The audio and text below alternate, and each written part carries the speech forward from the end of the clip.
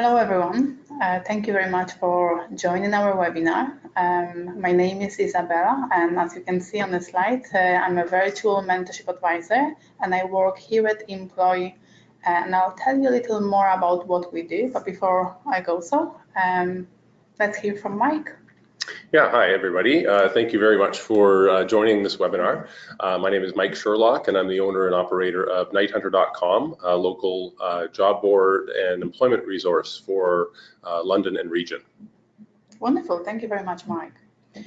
So before we go any further in details with information that Mike would like to share with us, I just wanted to mention a few things about Employ, who we are and what we do. So the most important aspect, we are a non-profit organization and we are basically trying to support employers across Southwestern Ontario in connecting them to immigrant talent, and by doing so we support the overall growth as well. So we try to support employers in recruiting and retaining immigrant talent, obviously just bridging the gap, trying to provide them the access to candidates that otherwise may not be there. And we're doing it through two different programs. And one of them is a job match program and another is a mentorship. So our job match program, and since you are Employ clients, I'm sure you know all about it.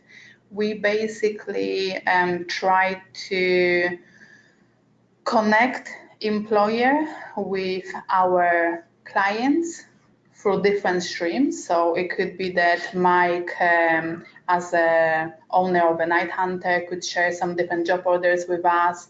Any other organizations could share job orders with us. And we simply try to do all the pre-screening, shortening with clients that we have in our database, and to connect that person with employers that or organizations we're working with.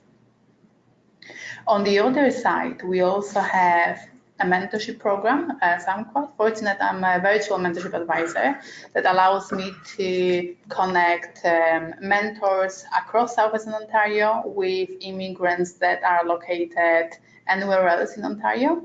And basically mentorship allows a newcomer to learn more about industry specifics in the related field that our immigrants are from. So it could allow the individual to learn more about specific job market, Canadian culture, workplace expectations, and then effectively learn about job searching strategies that are out there. And of course, Mike is one of our mentors, so it's a pleasure to actually be here today with someone that is driven by the passion for helping others. Mm-hmm. Yeah. Thank you. So we'll go further. And over to you, Mike. Okay, thank you very much, Isabel. I certainly appreciated the summary of the services that you provide at Employ, and I have great respect for the work that your organization does. I think it's absolutely critical to helping to grow London and helping newcomers, be successful with their changes in coming to Canada and finding employment.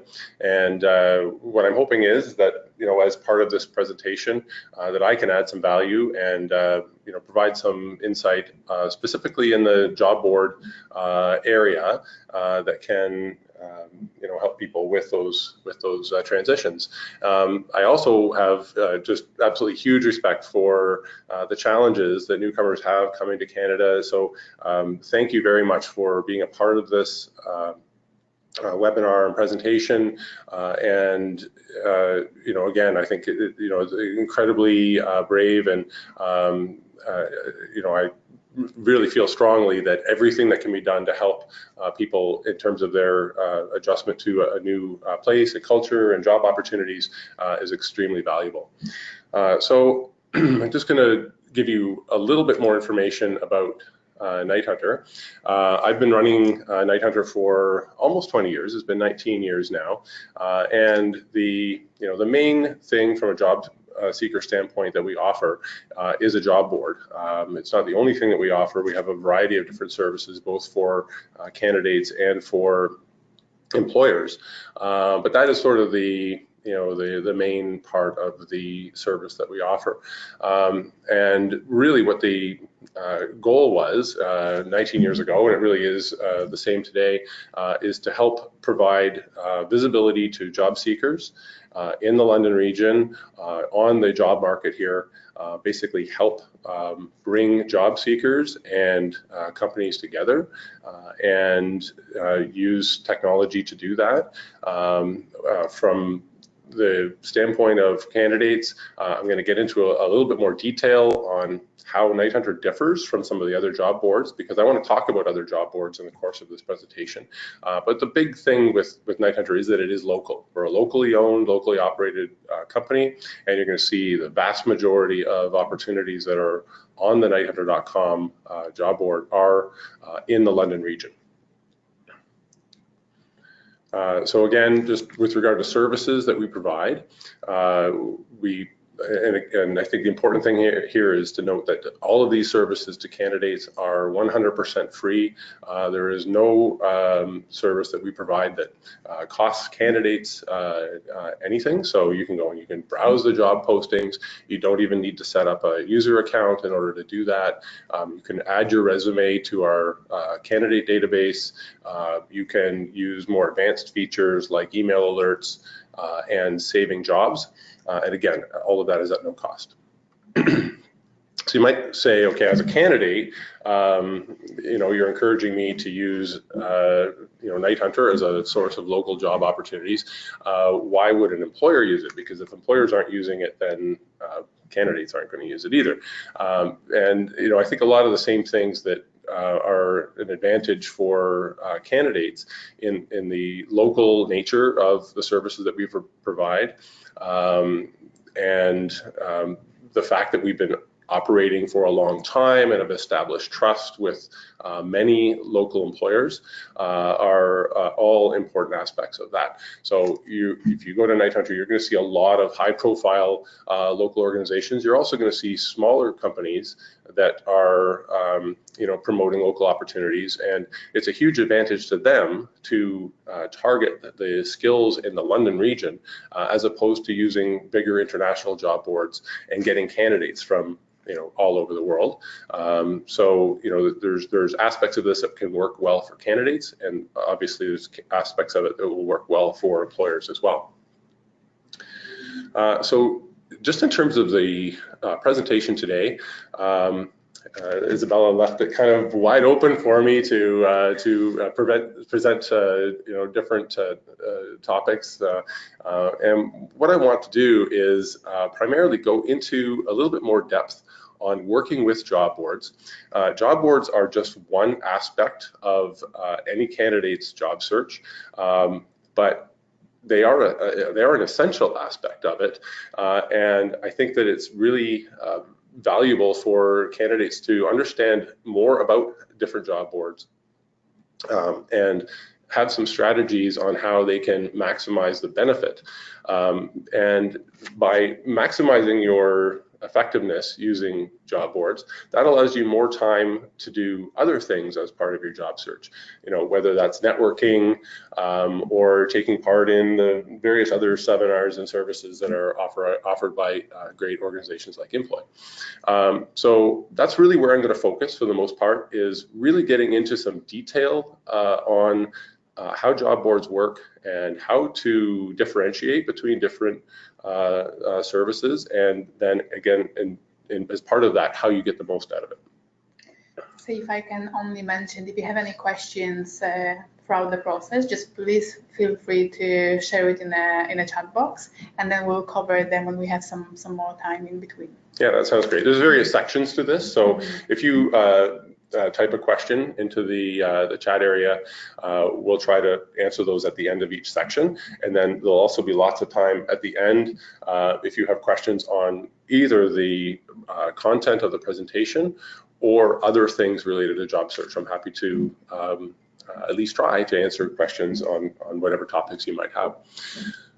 Okay, so just first want to just define a couple of things related to talking about job sites.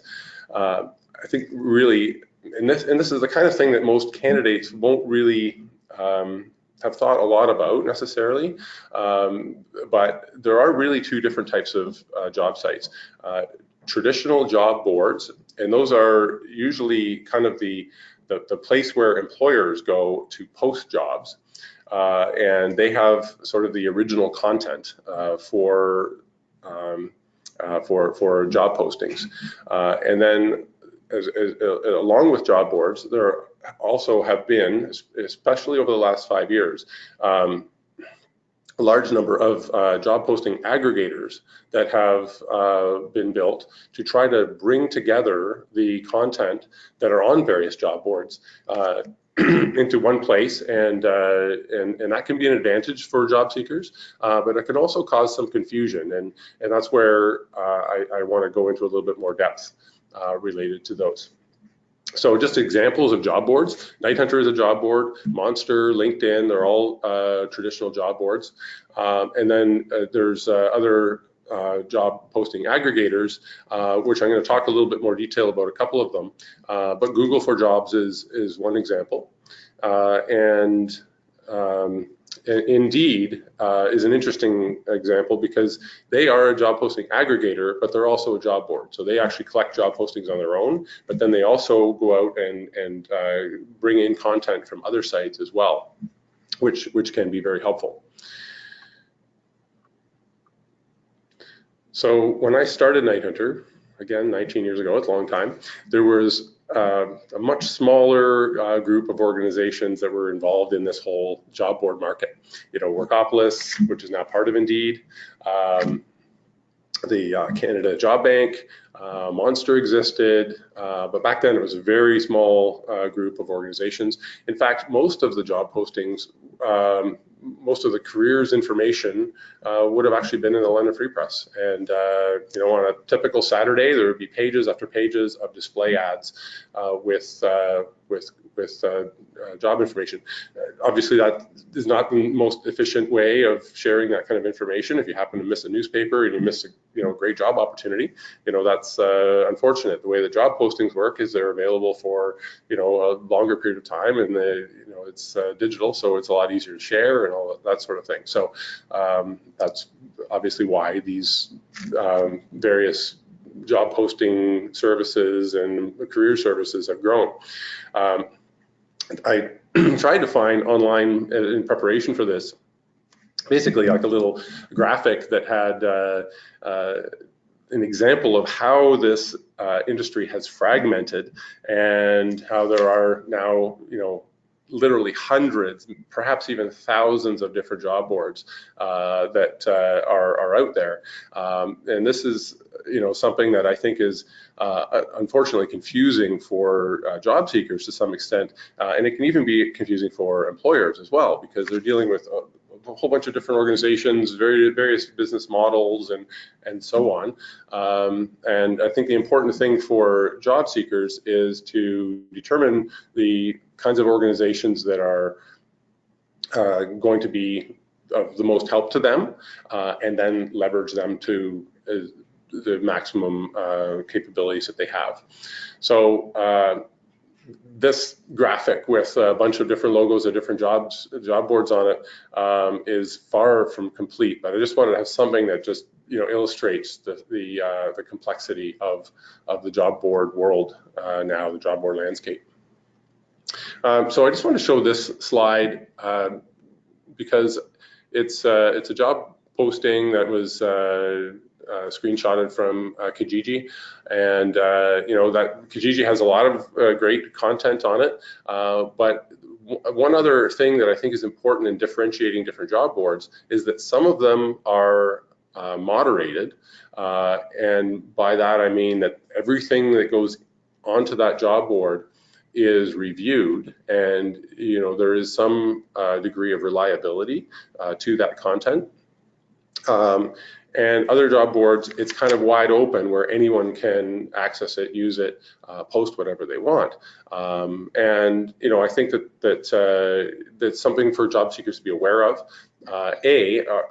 is the job board that you're looking at moderated, so that there is some reliability to the content, and if not, then it just means that you need to be careful. And you can't just say, I'm not going to go to that site because there are things on it that are perhaps not totally on the up and up, but at the same time you can't ignore that there are lots of companies that want to reach out to a particular audience by using Kijiji. So again, can be confusing. I want to provide some examples here of a couple of new job resources that are moderated. So the London Economic Development Corporation has been running a job board for manufacturing jobs and IT jobs, and we've been quite honored to help them enhance this content with more live job posting information and additional services to employers. But the important thing to note here is that in these two industries, manufacturing jobs, and then I'm going to show you a screenshot of the London Tech jobs. Job postings can't be added to this without being reviewed in advance. So it really increases the likelihood that these are going to be job postings that are legitimate. And the important thing is, if you're looking in either of these two verticals, the manufacturing and the IT industry, that these can be great resources to show you not only current job postings, but also show you the kinds of organizations that are recruiting in these two growing areas. Mike, if I can just ask, is it a place where people can also go and do a bit of a research about the organizations as well before even applying for the job? Or? Yeah, absolutely. From the individual job postings, you can get to the employer's specific websites, and I think that's a really good resource. And it's something that I want to talk about a little bit more as well later in the presentation, because I think the more research that you do on organizations that you're really interested in, the better. Perfect, thank you. Yeah. So here, this is another job board that's recently been launched by the Workforce Development Board here in the London region. And this is actually an aggregator, not a traditional job board. But this aggregator, which you can get to by going to workforcedevelopment.ca, is designed to bring in job postings from a wide variety of job boards. So much like I mentioned, Indeed does some of that. This is something that they do as well, but the nice thing about this is that it's all local. So they'll have job postings from the City of London and Oxford County, Middlesex County, and Elgin as well. So this can be a valuable resource as well. The other thing that they've done a nice job on with this job board or job aggregator is that they've overlaid the job posting information on other information as well. So this is a screenshot showing London bus routes. So it can give you an idea of, when you're looking at a job, help you answer the question of how you're going to get there as well. So that there's some very valuable information that's stored here. So I would highly recommend that candidates check that out as well. And if I can only mention to the previous screen, when the candidate actually will click on the number of the actual specific location, it will open up with all those positions that are actually in the area there specifically. So it's a great example for you to know where things are located and how to get there. So that's a wonderful example. Yeah, great. Yeah, so this would be the list view of job postings, and this is more of a map view. Yeah. But you can use both and go back and forth between them. So yeah, and another aggregator that I like to talk to candidates about is Google. And we all know Google, and we use it all the time for dozens of different things. But they are noted for search, and they're noted for indexing. And I really think they've done a great job of aggregating job postings. So the way you would access this is you would just go to Google and type in a search that's somehow related to jobs. So the search that I've done here is London jobs, Ontario, or it could have been Jobs London, Ontario. And along with just right within the normal search results, they've actually got a different interface now that will, I'm just going to advance that so that you can see how I've highlighted this, that is showing you their Google for Jobs interface. So if you just click on that More Jobs, in this case, that will take you to another interface that really lets you dig into what Google is so great at, and that's search and filtering of job postings. So and I want to use this as a way to demonstrate a few things about how job aggregators work, and some of the things that you can use as strategies to help improve your maximizing the benefit of different job boards and increasing the odds that you get an interview when you apply. So I'm just going to sort of slide through that, and I will make sure at the end of this section that we pause if anybody has any questions. So if you wanted to start typing something, or you have a question, then we will try to answer it. So I've just taken a typical job posting that is actually a live job posting right now on NightHunter, and I just want to show how this job posting gets added to some of these job aggregators. So we have structured our data in such a way that the job posting can be automatically indexed by Google for Jobs. And we do this intentionally because we want to help our employer clients maximize the benefit of their job posting on NightHunter by sharing it with other job boards and aggregators that are going to help them draw in candidates. The same way we do that, we also send job postings to that local jobs hub, the one I just showed you with the map view and the list view. So those are a couple of sort of positive things in terms of the way that we share information. This same job posting is also scraped, for lack of a better term. It's kind of a common term for grabbing information from various sites. Once a job posting is online, it's very difficult to prevent any other organization from going and taking that information and putting it on their website.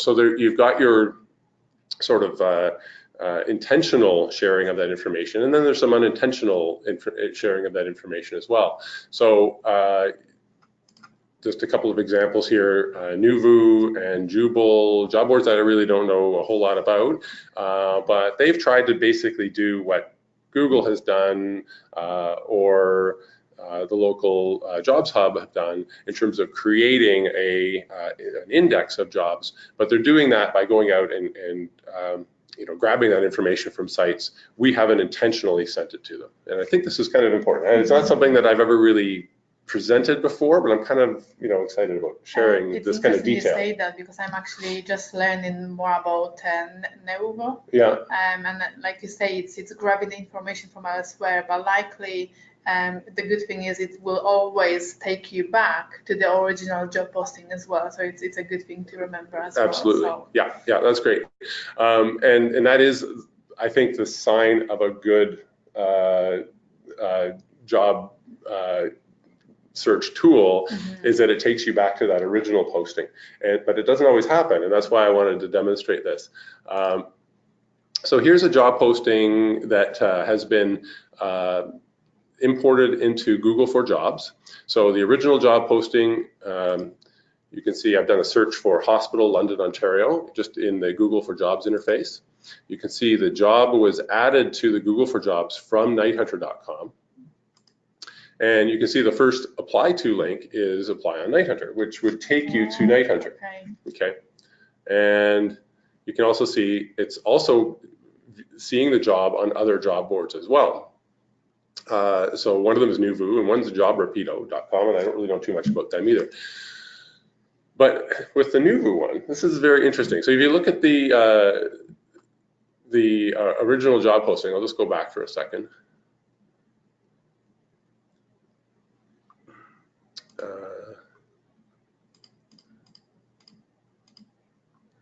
So if you look at the original job posting, you can see that there is some valuable information here, and I'm just going to pause and talk about that because, when you're going through the various programs that are offered by Employ and other job search help organizations, there's a lot of encouragement for candidates to follow up on an application and customize their application to the job, whether that's creating a cover letter or customizing your resume and so on. So with a job posting like this on NightHunter, you see you've got the name of the recruiter at this company, Oak Ridge Animal Clinic. You have their title and you have an email address, which is fantastic if you are trying to do some of those best practice things in terms of communicating in the best way to the employer. But let's take a look at what Nuvo has done.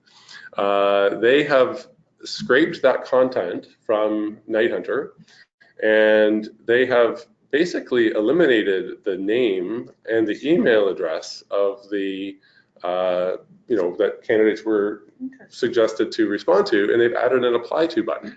And I'm not sure where that goes. I really don't. And that's a little scary. I don't know if Nuvo collects that and then forwards that to the employer because they're trying to build their business and saying, hey, here's a candidate that's come in through our system. I suspect that's what's happening, but it's also collecting that information on their end. They have changed the way that candidates were recommended to apply and kind of bypassed that. So I think that's something to be aware of, and it's not something that you can do a whole lot about, except to know that if you see a job posting and it comes into a particular job board, that might be the best way to apply to it. You might get more information than if you go to one of the job aggregators that you maybe don't know as much about. So I just wanted to bring this to everyone's attention because I think it can make a big difference in the success of your job search if you are applying but you don't have all of the information that the employer intended you to have. I guess if I can only add on that, especially when you're applying for a job, it's often recommended to share a cover letter. And we know that writing a cover letter to whom it may interest, it's not as it's supposed to be, it's not the best practice. So actually having those information, the name of the hiring manager, or at least the department you're referring to, it makes it easier to target the specific person. And then when you mentioned about going out and kind of connecting, doing a follow-up with someone specifically, if you go to a website like NightHunter or a specific job board that have those information, allows you to take the step further when you look for a job. Yeah, well, that's great. Okay, so I just showed you an example of a job aggregator with a button that they've added. But that is not, it's something that you're going to quite often see is a quick apply button. I just want to bring another thing sort of along the same lines to everyone's attention with regard to that quick apply button. And this is something that I think is kind of a double-edged sword, to use a phrase that hopefully everyone understands, but there's an advantage to this. You got the apply now button. One of the great things about Indeed is their app, and you can be looking at jobs and applying to jobs no matter where you are and what you're doing. But what happens when you click the apply now button is that basically that takes the resume that you've stored online, your profile, and it sends it to the employer, but it doesn't really allow you an opportunity to customize anything. As you indicated, the value of a cover letter can be in basically spelling out to the employer, this is what you're looking for and this is what I do, making it really obvious that you are a good candidate for a role. So using that quick apply button doesn't really give you that opportunity to really sell yourself as a candidate. It also doesn't give you any information about the company. And as I said, with the originating job board on for some of these postings, you can get more information, like a direct email address, or even the name, or even a phone number of the employer or the hiring person at an employer. So if you look at this posting here, this is, I think, an example of a job posting that has either been added by OSG, which is a very prominent London company, or it has been scraped by Indeed to add to their job board. But if you look at, you've got the very obvious apply now button, which is going to be the temptation for candidates to apply to the job. It seems only natural.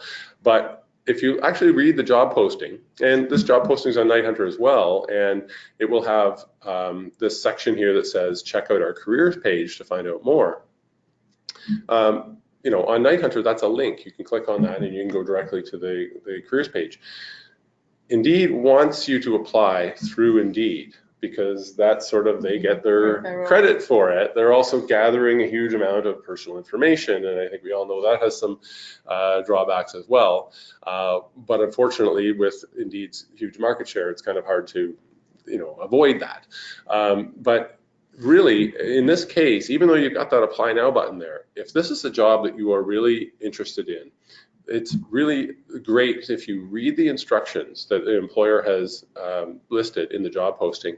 And in this case, you would be better off to go to their careers page, apply through their, using the information that you find on that careers page. And that may still be an application into a database, an applicant tracking system or something, but it's going to be that company's internal applicant tracking system, which is how they will likely first process applicants to this job posting.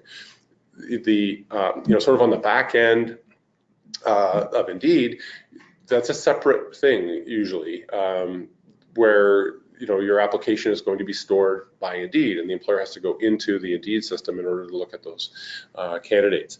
So I think that there is some value in being, a little bit more conscious of details. Yeah, detail oriented in terms of how you apply.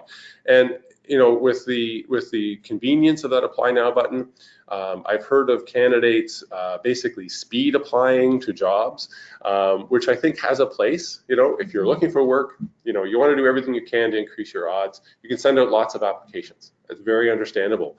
But if it's a company that you like, depending on the industry that you're in, there might be 10 or 20 or 30 different companies in London that would be, top of your target list, to apply. And if you are dealing with a job posting from one of those companies, I think you're significantly better off to actually go to that careers page, learn more about the company, and find out exactly their best option for submitting your application. Mm-hmm. Okay. It's a very good point, because often those organizations will always have more information about ways to apply and how they even go through the interviewing perspective. So candidates can learn a lot more about what it means to work at that organization other than just applying now. Mm-hmm. Yeah, and this apply now button is not often the employer's first choice.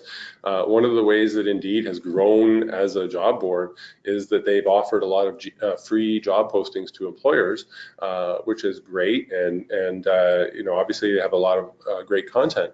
But the way that they've done that is because that they've essentially forced employers to use that. You are not allowed as an employer to put an email address in the body of the job posting to have candidates apply that way. And I think that most candidates aren't really going to know that. There are exceptions to that. I don't want to make it that a huge generalization, but you will very rarely see a web address or an email address or personal contact information. This at least has a name, which is great, but a lot of that stuff gets removed when an employer is using Indeed. So if it's one of those sort of target companies that you're really focused on exploring as a candidate, maybe look for other ways to get more information and improve your odds of getting an interview. And I guess we're segued into that pretty well. So I don't know if anybody has any questions on that. That's a lot of, I think, somewhat unique information. And you know, if no one has any questions, we'll just keep going here. And certainly, again, at the end, we'll have time for questions as well. So anyway, this is, again, reiterating what I said about sort of the pitfalls of the quick apply button, and you know, where you may want to use it, where you may not want to use it. And there is an article that I read on this recently about LinkedIn and their quick apply button that is embedded in the presentation that Izabela can provide anyone who's interested as well. Okay, so I'm going to shift from this to some more sort of general job search tips as well. And I think it's good for candidates to know where what employers think and what their challenges are right now, because understanding employers and some of the frustrations that they have, you know, can help you in terms of standing out as maybe a more attractive candidate to them than others, and that's really what it's all about. So I think that it's great to know as a job seeker that there is, you know, in a lot of different industries, a real lack of qualified candidates. Companies are not getting the same number of applicants that they would have a few years ago. And my hope is that, you know, obviously opens up more opportunities, creates a better environment for job seekers. All that being said, it's still a challenge. Companies, even though there's a tighter candidate market, are still very selective in terms of who they hire, and that is not likely to ever change. It's very, it's a huge challenge for an employer if they hire someone that doesn't work out and they have to go through the entire recruiting process again, than if they can really be careful with their job search and, or sorry, their recruiting process and hire the best candidate to start with. So I guess if I can only add, you know, knowing what the challenges employees are facing, it must be a great benefit for candidates when they look for a job, because they can do additional research about their organization and then present themselves to that employer based on what they're looking for, and kind of overpass and promote themselves additionally to the specific job posting they have. For sure, yeah, and a lot of that comes back to research and finding out as much as you can about the company. And just in terms of, again, sort of employer feedback at this point, this is a little bit dated, the information here. This is from 2018, but these charts don't really change all that much. They talk about what, and this is from worktrends.ca, which is also a website that is run by the Workforce Development Group here in the London region, and they have a lot of valuable information for job seekers and for employers. But when you look at the challenges that employers have right now with recruiting, you know, not enough applicants, which is good from a supply-demand standpoint for candidates, and then, you know, there's issues related to qualifications. But then if you look at the number 3 one here, lack of motivation or attitude or interpersonal abilities, those are all things that candidates have a lot of control over. And, you know, if you are aware of employers finding that a challenge, then it's something that you can think about and try to make sure you put your best foot forward to make them feel more comfortable about making you a member of their team, because they're not worried about you know whether you're really motivated or you know, those sorts of things. And again, this is just kind of drilling down a little bit more in those areas of you know, the things that employers are looking for. And again, you know, a lot of these things are not, well, you know, we're trying to hire somebody and they've got to have a master's in, you know, this particular discipline. You know, when you look at the top 3 issues that, you know, or challenges that employers have, or the competencies that they're looking for, work ethic, you know, self-motivation, teamwork, those sorts of things. Again, those are all things that you want to be able to sell as an attribute as a candidate to the employer and really increase your odds of gaining employment.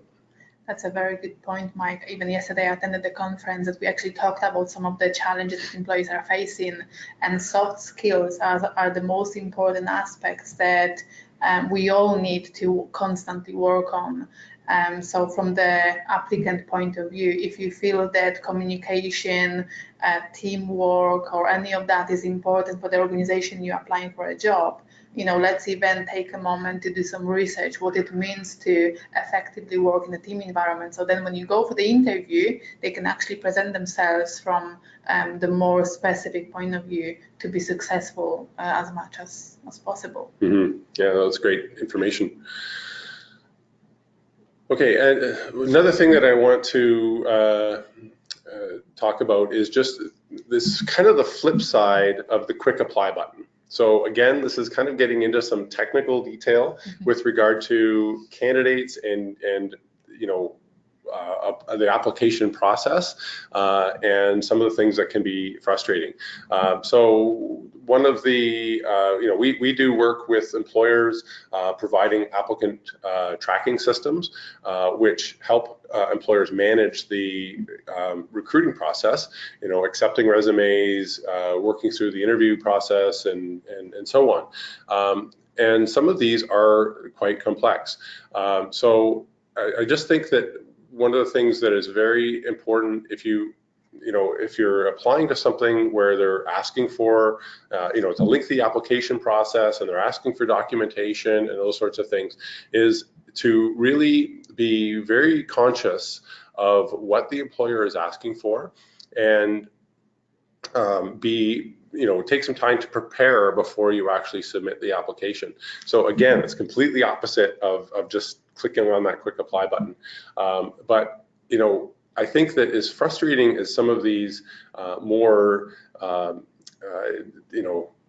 detailed application forms and processes can be, I think they can actually be something that is a positive for candidates in that, the first big thing is that it is challenging. There are a lot of organizations, particularly big organizations, that have complex application processes. And right away, especially when you consider that it's hard to find candidates, that puts you at an advantage if you are willing to spend the time to complete that application process properly. It's almost part of the recruiting process where they're saying, okay, we've got a lot of stuff here. We're asking candidates to upload attachments, showing, what, a particular certificate that they have from education and all those sorts of things. Not everyone's going to be able to do that, and if you are willing to do that and take the time, that certainly gives you an opportunity to stand out from other candidates. The other thing is, again, sort of the opposite of that quick apply button. It gives you an opportunity to attach a cover letter and really sell yourself as a prospect for their organization. The other big thing, and I'm not sure whether employees done either a webinar or a seminar on social media. Maybe in the future. Yeah, but this is something that's very important. I think it's really something that candidates need to be aware of. And I'm sure that with the various help that you are providing candidates, it's been talked about. But I just want to reiterate that social media is something that can greatly help your job search, and it also can be a negative if it's used improperly. So you just want, on the plus side, you can use social media, LinkedIn in particular, or Twitter to some extent, to gather information about employers that you're interested in, and you can follow those organizations so that quite often employers are using social media as part of their recruiting process because they want to reach out to people that are within their immediate network. So you can use it to your benefit by following various social media feeds of the organizations that you're interested in. But the downside of social media is that, you know, there's sort of the professional social media, and then there's personal social media. And I think the important thing for candidates to think about is to review everything that is available on Facebook, Twitter, you know, any other social media that you're using, and just ask yourself a pretty simple question, and that is, if you were an employer and you were taking the big risk of hiring someone, is that social media content something that would dissuade you from hiring you, essentially? So, you know, just put yourself in the shoes of the employer, and just you know, think about that with the content that is there. I know it's kind of a difficult thing to understand to some extent. You know, people, you know, quite often just want to use, you know, Facebook or other social media to, you know, show, you know, fun activities and all those sorts of things, you know, but just be conscious of the fact that, you know, employers will access that information in a lot of cases, and use it as part of their evaluation process of a new hire.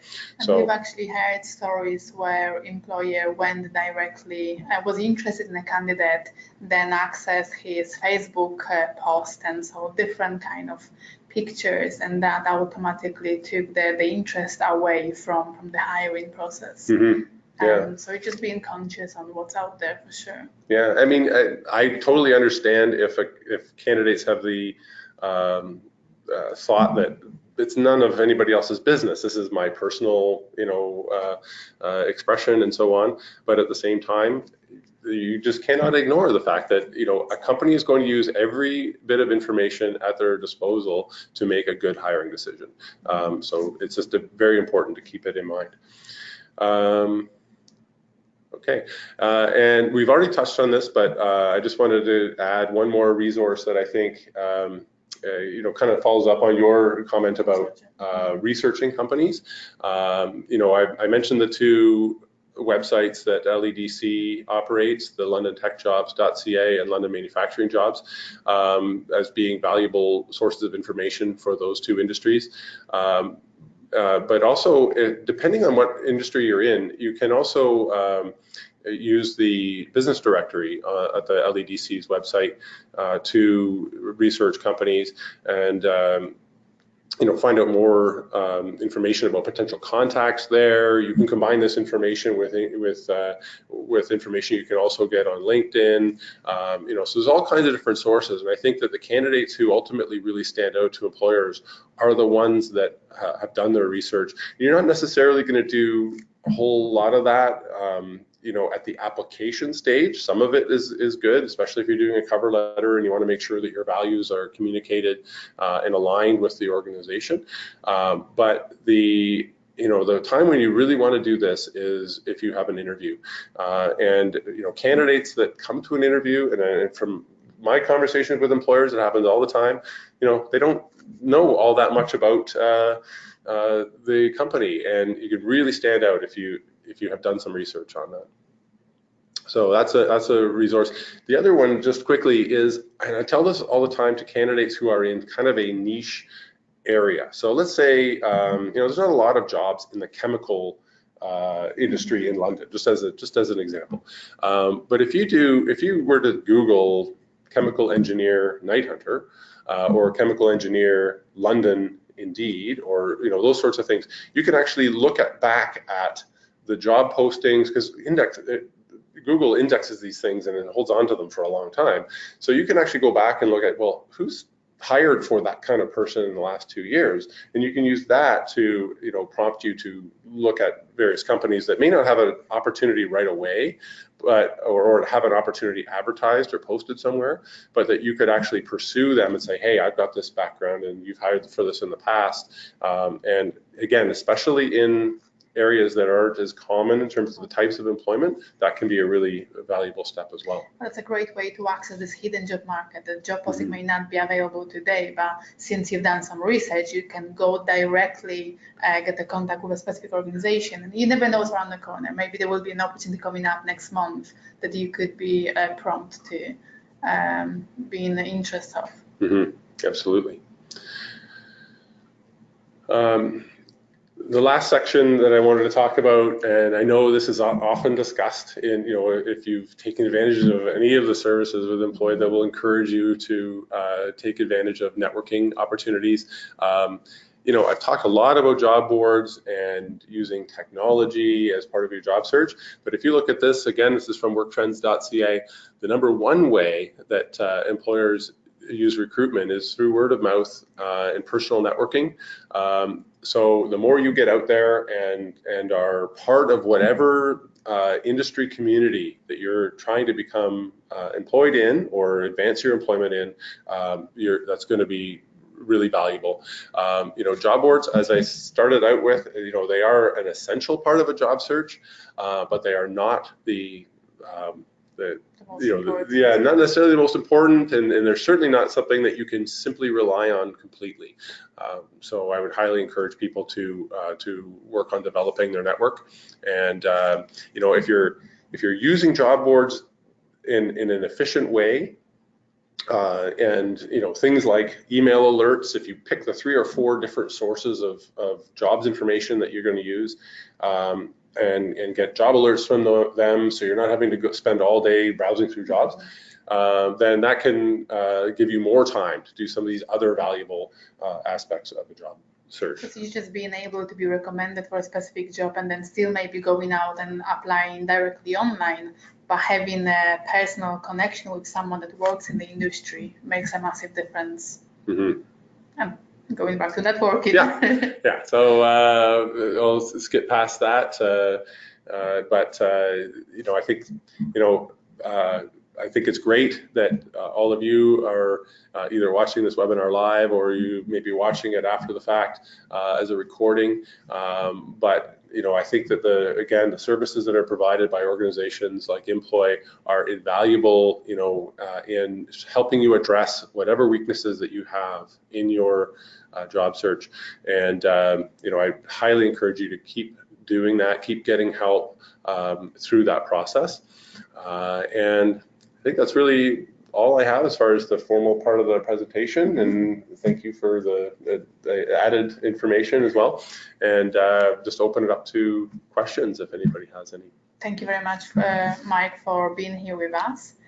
So now it's over to you. If you have any questions, just type it in the chat box, and we'll be happy to answer any of those.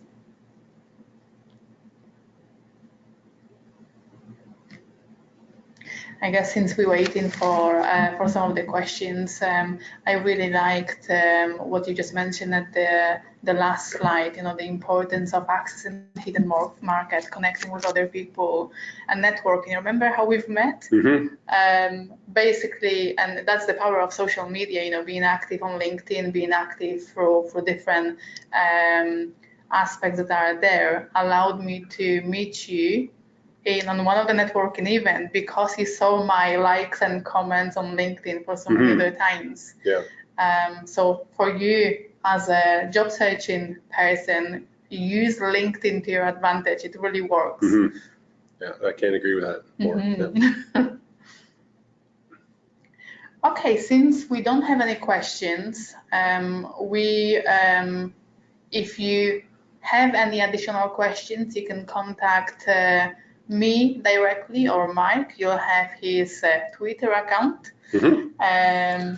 Email as well, and of course Mike is on LinkedIn, so if you're using LinkedIn during your job searching process, I'm sure he wouldn't mind connecting. Absolutely, feel free to connect with me there. And if you go to nighthunter.com, you can actually find more contact information, including phone number. I should have included that on that slide, but it's on the website. So we try to be as easy to contact for both employers and for candidates as possible. And yes, absolutely, feel free to ask me any questions and reach out anytime. Wonderful. So just as a last slide, I'm not sure if you're connected with Employ already, but we have our account on Twitter, LinkedIn, and Facebook. So feel free to follow us, and we'll share different resources, different videos and articles every day. So there's a lot to learn from the content that we share as well. So thank you very much for your time, Mike, and thank you for joining us today on the webinar. So have a wonderful day. Thank you.